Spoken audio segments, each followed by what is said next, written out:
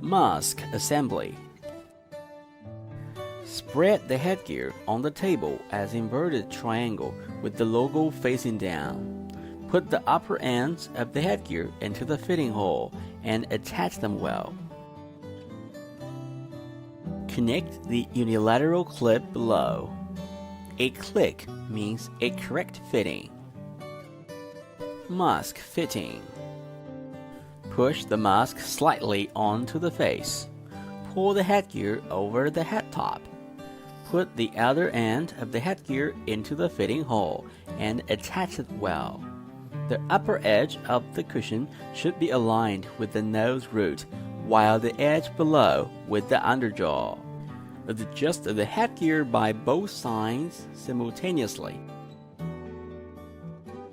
so that one or two fingers are able to slide smoothly.